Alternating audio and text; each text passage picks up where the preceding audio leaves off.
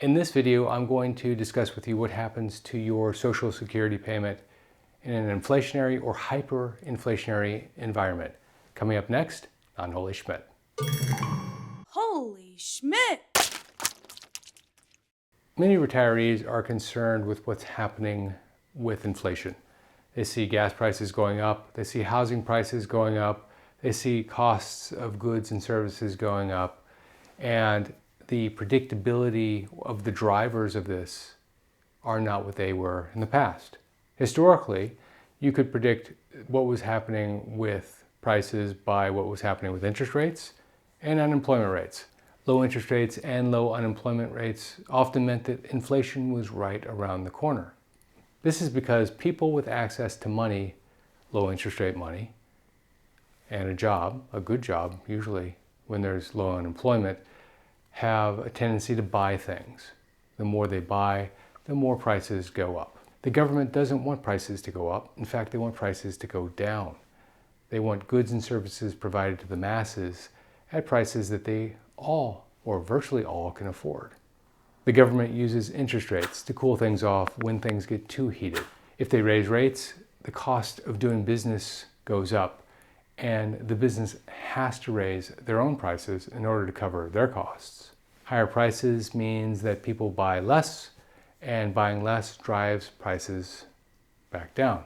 The same is true with house prices. If the Federal Reserve raises rates, the value you can get from a house payment starts to go down. You can afford less house, therefore people buy less houses. The knock-on effect is that if house prices aren't going up, homeowners feel less rich and they spend less. So as they're spending less, the prices of goods and services starts to decline. Because of the pandemic, the game has changed. We're going through uncharted territory when it comes to inflation. House prices are skyrocketing in the suburbs and they are plummeting in the cities. Why? Because city lifestyle, access to theater, restaurants, proximity to the office, etc., has been curtailed by the pandemic. In some cities, crime is going through the roof, further exacerbating the problem. People are leaving for safety reasons. In other words, home price shifts aren't driven at all by interest rates. In fact, the Federal Reserve Bank hasn't moved interest rates in a long, long time. It's driven by working from home over the last 15 months. It's driven by people relocating their families out to the suburbs and starting a new life when they realized that things weren't going to return to normal anytime soon. Some of them became permanent suburbanites. Gas prices, a big sign of inflation, are over $5 per gallon here in New York. I'm not sure where they are where you are, but I'm sure you've seen prices go up over the last 15 months, maybe even the last 4 or 5 months, to levels that you haven't seen in years. Free money is in the system with multiple stimulus checks, big unemployment checks, the Paycheck Protection Program, which provides basically free money, forgivable loans to businesses if they keep their staff on the payroll.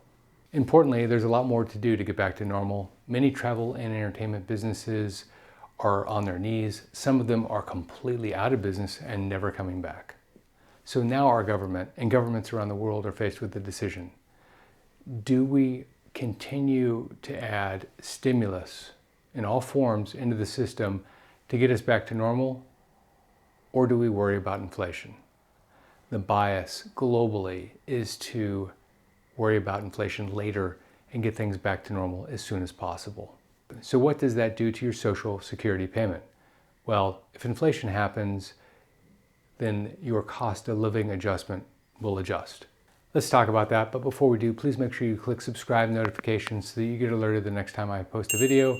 I post about twice a week. Also, if you're on Instagram, I have a channel called Holy Schmidt. The handle is _Schmidtlist. And I'd love it if you went over and followed me. I post information about Social Security there as well. It's short, bite-sized information. It's not videos. And many people who followed me have said that they find it useful as well. Let's start by talking about the big measurement, frankly, the only one that counts, at least for this video, and that's the Consumer Price Index. There isn't just one CPI, There are actually three. There's cpi-e, which is the consumer price index for the goods and services purchased by the elderly. Not surprisingly, there is a slant towards medical costs and less emphasis on things like travel and entertainment. Then there's cpi-u. This is the basket of goods and services that people buy in and around the cities. Last but not least is cpi-w, and that is the basket of goods and services for urban wage earners and clerical workers. It also represents what the middle class, more or less, in this country spends its money on. And for complete clarity, the COLA, the cost of living adjustment, is cpi-w. They are one and the same. A change to cpi-w is also a change to the COLA payment that you receive. It's actually a pretty good catch-all basket with people doing better or worse depending on where they live and what they spend their money on. So here's what happens to your COLA adjustment when inflation hits, if inflation hits. Prices will rise. We're already seeing that now. The prices of the items in the cpi-w basket will go up, and your COLA payment will go up lockstep with those items. What are those items? They range from housing to travel to energy to clothes to food. There are a lot of everyday items in that basket that most people purchase. Now, to address the elephant in the room, the cpi-w basket is not there to shortchange you. A lot of people say, why don't I receive the cpi-e basket when I'm in retirement?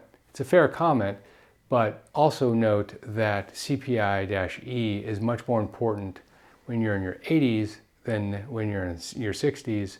And the fact of the matter is, a lot of the difference is between medical costs and travel and entertainment costs, and they sort of wash each other out. And the difference is nominal, maybe 0.1%, 0.2%, one way or the other. More importantly, private industry uses the consumer price index, cpi-w, for many long-term contracts.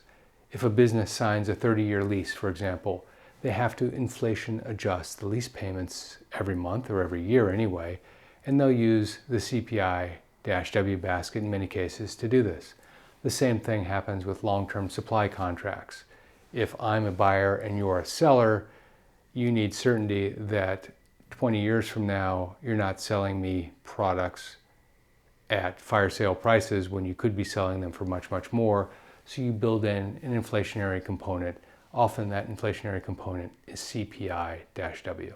To give you an idea of what this means, over the last 36 years, the increases range from 0 to 14.3%. 0 was in 2015, 14.3% was in 1980.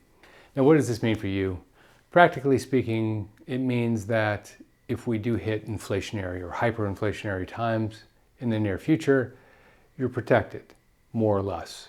Your payment, your Social Security payment, is protected through the cost of living adjustment.